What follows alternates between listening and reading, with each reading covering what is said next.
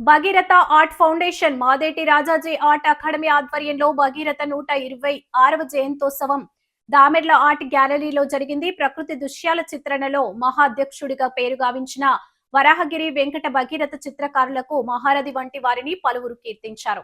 ఆయన చిత్రపటానికి పూలమాలలు వేసి అంజలి ఘటించారు. భగీరథి మనవరాలు విశ్రాంత ఉపాధ్యాయురాలు ఎన్ పద్మ మాట్లాడుతూ తమ తాత చిత్రకారులే కాక ఎన్నో శతకాలు కూడా రచించారని తెలిపారు. భారత్ వికాస్ పరిషత్ పూర్వాధ్యక్షులు పివిఎస్ కృష్ణారావు మాట్లాడుతూ ఎంతోమంది గొప్పవాళ్ల ప్రశంసలు పొందిన భగీరథ చిత్రాలను ఈనాటి తరం చూడవలసిన అవసరం ఉందన్నారు. మహాత్మా గాంధీ, సర్వేపల్లి రాధాకృష్ణన్ వంటి గొప్పవాళ్ల ప్రశంసలు పొందిన భగీరథి అన్ని ప్రకృతి చిత్రాలే చిత్రించారని తెలిపారు.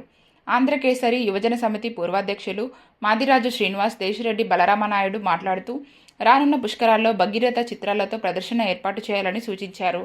సహజ కవి రవికాంత్, నగర బ్రాహ్మణ సంఘం అధ్యక్షులు దుర్వాసుల సత్యనారాయణ, సమితి సభ్యులు రఘుపాత్రుడి సాయిబాబా, చిత్రకారులు మాదేటి రవి ప్రకాష్, తారా నాగేష్, కాశీ నారాయణ స్వామి, నందనవరం జయకృష్ణ, పిఎస్ ఆచారి, కరణం నూకరాజు, కాళహస్తి గురుదేవ్ తదితరులు పాల్గొన్నారు.